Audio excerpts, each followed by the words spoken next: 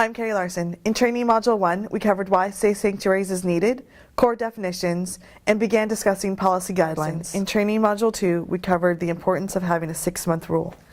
The 6-month rule is the length of time an active volunteer should be a part of your church before participating in children or youth ministries.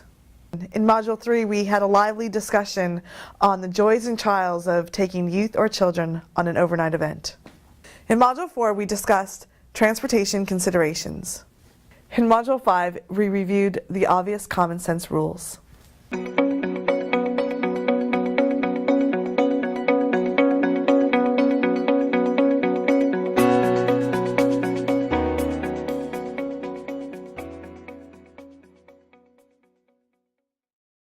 Okay, so let's talk about recruiting and screening. So this applies to both staff and volunteers. There needs to be these things: an application, which we've talked about. On the application, there needs to be 3 references. And then there needs to be a box or a clarification on what background checks you're doing. So there needs to be a, yes, I okay you to do a criminal background check. And if you're going to be driving, yes, I okay you to do a driving record check. There was a question about how often should you do these background checks. Safe Sanctuary says every 5 years, but I will let you know that if you're working with an insurance company, they say every 2. And again, that requires an additional pre-planning to build that into your budget, because that looks very different if you're planning out background checks once every 5 years versus once every 2 years. But you know, a lot can change in 5 years. I mean, the opportunities are endless for volunteers to have that change. Yes? You said Safe Sanctuaries requires in 5. Who was it that required in 2? Insurance. And you can check with your insurance company. I know Church Mutual, it may not say that it's required, but it's maybe a suggested every 2 years. And I would follow suit with that 2 years. That, you know, just again, a lot can change in 5 years. And you don't want that to be a liability on you that you didn't check it from 5 years ago. And so again, that's when you start looking at your policy, you need to look at and answer that question. How often are we going to do background checks? So along with an application, 3 references, background check, driving check, they need to be Safe Sanctuary trained. So that's what I was saying earlier, is that they can't just turn in an application and be background checked. Because, or another thing that I see churches do is they turn in an application, their background check, and they're just given a paper that says, here's our policy. Right? That is not training. So training is taking the PowerPoint, and I'll make sure that whatever happened here, if that's affected on your guys' slides, I can send you an email. But a training is you bring in all of your leaders, and that's for children's ministry, youth ministry, or anyone who's working with vulnerable adults. Right? You can have it 1 time a year, you can have it twice a year, once a quarter, whatever that looks like. You might want to kind of figure out what your church setting is. But again, it's not just given the policy and says, Just trying to help. oh, thank you. Yes. Does it also include outside organizations that come to your church that work with children? Yes, I was just going to get there, yes. So a lot of churches host AA, Al-Anon, Boy Scouts, what are some other things? Anything that may need childcare, you know, a women's voter league comes in and they have childcare. They also need to sign off on sanctuary policy, because just because they are using your building and not part of your ministry, that does not exclude the church from being responsible for those leaders that are in there leading for Boy Scout leaders or whatever that looks like. So that was the next one, so it was just, I don't know, it was missing 2. Oh, I don't know what happened. okay, sorry. It's okay. It's okay. Thank you, though. So yes, yeah. What if their activity is in the evening and don't pass, their paths don't cross with the kids? That doesn't matter. Yeah, because you don't know that. I mean, it may be, let's say it's a family small group, right, or an adult small group. And one night, a couple people have some relatives in town and they have a couple kids. in their program or coming that evening. No, but I'm saying, for the AA group.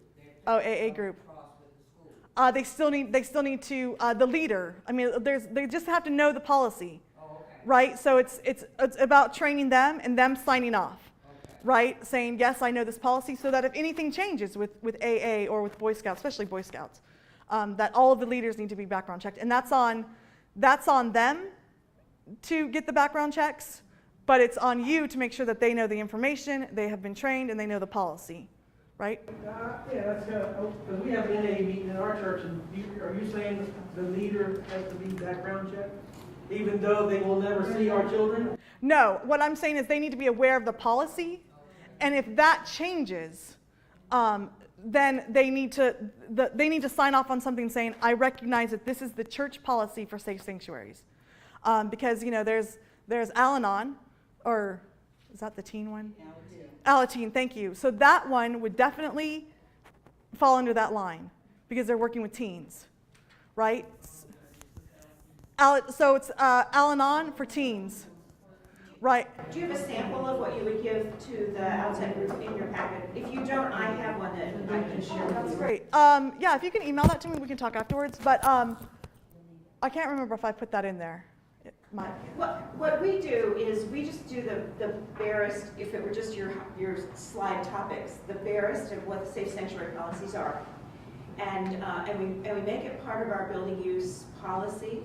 Right. We've also had to ask AA not to use rooms they're not authorized to use and not have children unsupervised because AA members were coming and bringing children and just opening an unlocked door and letting the children play in there or letting them play in what amounts to my backyard at 8 o'clock at night when it's dark outside. So we had to put some locks on doors and really shut that down because AA members, because of the anonymous part of that, there's not a lot of control over that group. They don't send out newsletters. They don't, there's not a lot of communication. So you have to do it, you have to make sure that their leaders empowered to say, no, I'm sorry, if you bring your children, you have to keep them in the room with you. And that, too bad if they're exposed to things they shouldn't be here. Right, and thank you for that. It's a great point.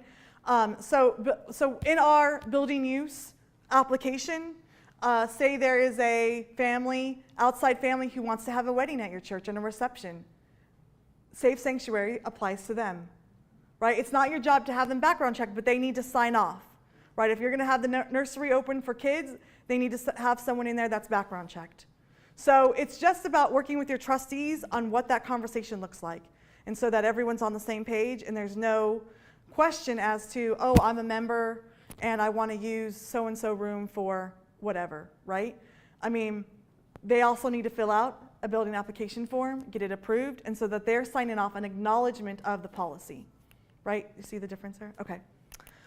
All right, so we're going to talk about background checks. And there are, once you start looking at what different companies that do background checks, they do Social Security checks, they do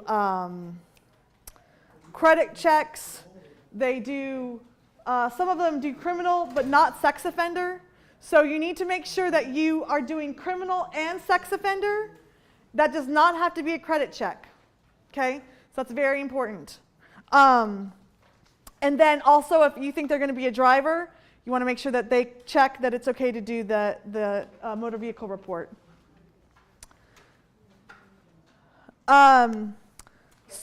Yes? Suppose the driver is like a commercial bus driver. Do those people have to have background checks? So like you hire an outside company? I don't know that answer actually. I would guess that they have to have that. They probably have to have that for the company, but I mean, you don't know. So maybe that's a question you ask when you hire the company. Is your driver background check and motor vehicle check? I would say when you're working with children and youth, don't be afraid to ask questions. When you're booking lodging, when you're booking a charter bus, don't be afraid to say, how often do you do background checks? How often do you check your driver's driving record? They may say every 6 months, they may say every 5 years, and then it's up to you whether to hire that company or not, right? All right. So background checks, again, it's not about a credit check. Now, I'm going to just share with you the biggest problem that we have in doing background checks is that we have a lot of our church members, and probably you guys the same, that are NSA workers, don't want to give you their social security number. I mean, that's probably the biggest issue, is they may not even work for NSA, but they don't want to give you their social security number. There is a part on the application that they need to write that down, and that is our biggest problem. I get so many papers back with a, see me, ask me, or a 0, under the social security number, and that's the only way you can do a background check.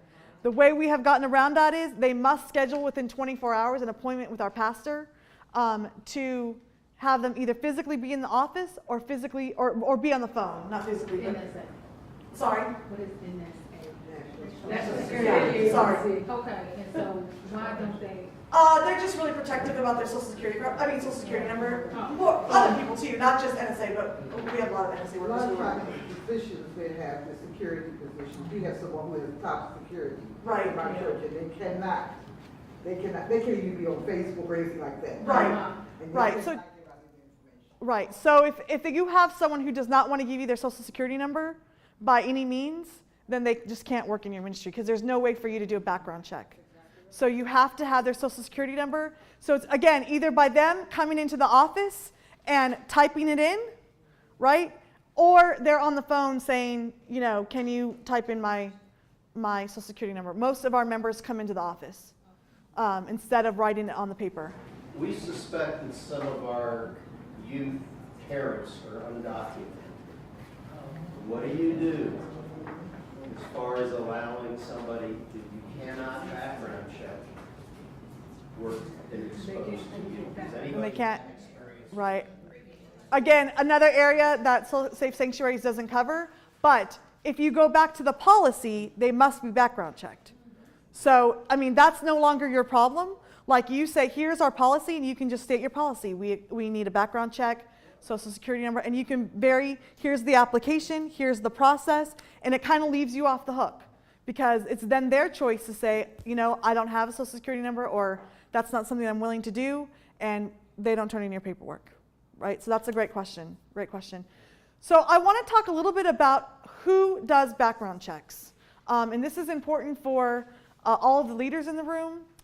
There's a lot of times where how many of you are staff parish, in charge of staff parish? So this conversation is a lot for you. You need to, in writing your policy, figure out who does background checks. Now, I would recommend it is not you. You are a volunteer position, and you are dealing with sensitive issues. And so let's just say on the off chance that you get so what I'm talking about is that you're the one who files or types in the information for the background check, and you are the one receiving the report, right? Because there's a difference. There could be one person who sends it in, but there needs to be a different person who either receives by mail or by email a log of what that report is. I would say for liability issues, and this is, again, just me thinking, you don't want to be that person. It's really the pastor, one of your pastor's responsibilities, to receive that information. Let's just say on an off chance that you get a report back of criminal issues, abuse issues, whatever issues come back, you don't want to be the one with that information. Because then you have to start the conversations to the pastor, to whatever, that they cannot work in that area. And if that information gets out and that person finds out that information is out, since you are the one receiving that information, you are liable. And so I would just start planning now how you disseminate that information. Let me get through this part one really quick, and then we'll come back to questions. The other part is that usually you get 2 notifications, either an email and a letter mail, or you just get a letter mail. You also need to figure out, it can't be your office manager or secretary opening up the mail and going, oh, this needs to be filed with so-and-so paperwork. Office manager, secretary, whoever opens mail needs to recognize that this company mail goes in the pastor's box. Or if that's unsecure, then there's usually a file cabinet that can lock. And so at our church, we have a file cabinet. The bottom drawer is for those paperworks, and then it's the pastor's job to check them and file them, right? So you need to establish a system for organizing those paperwork. So you can do it by year, which is easy because then, every 2 years or every 5 years, you can pull that folder and say, these people need to be background checked, right? So you already know. Again, I can't stress that enough to have not a volunteer. Now, there are some leaders that you may be in charge as children's ministry or youth leaders to get your background checks of your volunteers. How I interpret that is you are responsible for the application process, you are responsible for the reference check, and you can have a parent do that. You are responsible for training your volunteers, but you are not responsible for entering the input and receiving the results. Do you guys see the difference of that? Yeah, that's really big. I mean, I've just seen, churches that do that wrong, and it ultimately comes on the person that has that information. And I would say as volunteers, you don't want to be that person. Question, in light of what you just said, your church administrator or secretaries are usually under a confidentiality clause in their contract. Sometimes, not always.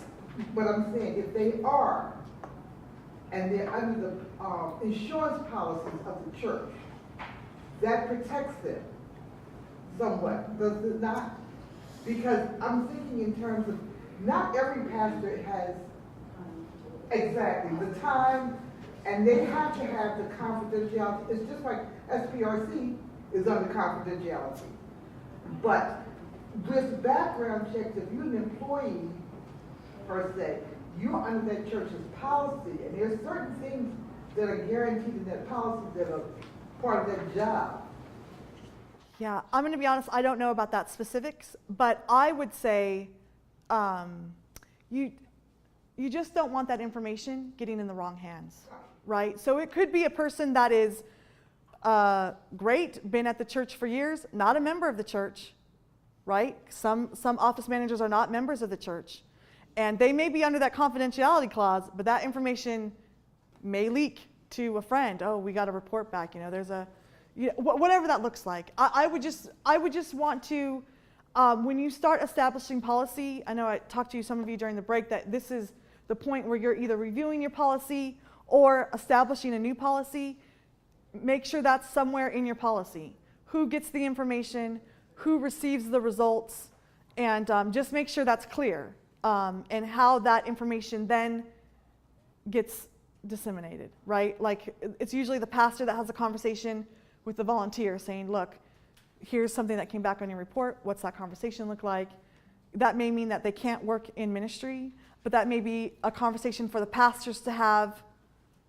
Where can we plug you in? Like, we don't want to say no, but maybe it's one of those non-contact jobs, right? So, but that's a conversation for the pastor to have, and I would just be careful of who opens the mail. You just want to be really careful. I hear what you're saying, but I just, like our office manager knows anything that comes from this company, like it goes right in the file. And so she doesn't open it. Because, there could be a volunteer in that day. And you just got to be careful. You just got to be careful. Yes? Once the background check comes back to the church, who decides if they passed or not? Like, will that be the pastor, or will that be the company that did the background check? So two-part question is you will get results back from the company, and usually if it's online, it'll give you like a bunch of green checks, like green light go, and then you'll get that same kind of format in a letter version. Again, that's part of your policy. So your pastor could say, look, everyone cleared your background checks, you're good. Or there was a few concerns, yellow flags or whatever, and I need to talk to a couple people. It really is a conversation between you and your pastor, because I don't want to know if someone didn't pass. I just want to know that everyone's a green light go. I don't want to know that there's concerns about someone. I would rather the pastor that to be a pastoral counseling conversation. And if the pastor needs to let me know that this person can't work in this ministry, we've plugged them in somewhere else, then that's what's told to me. But I would prefer not to know that.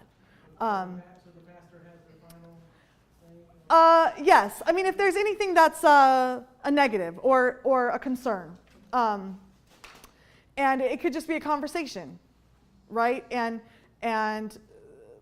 depending on that conversation, I think that the pastor's equipped with training and skills to kind of handle that conversation. So we talked about track 1, background checks. Another important thing to know is reporting. So voluntary for faith-based ministry volunteers, but highly encouraged by the conference. So let's just say, let's go to the next point, is that your volunteers need to know that they're mandated reporters. And you need to figure out a process, because in reporting child abuse, there is a clock starts ticking. And so you need to know what that process looks like. Again, there may be an incident report that your volunteer fills out immediately. So say they have dinner plans will need to wait. Before you leave, you fill this out. There needs to be a phone call made to CPS, Child Protective Services, or the police department, your local police department. But the important thing to know is that volunteers and paid staff are mandated reporters, and in part of that policy, you need to figure out where does that information go. So kid comes to volunteer, shares stuff's going on at home. What does volunteer do? And so in your training, that needs to be a part of it. Just figure out, do they come to the youth leader?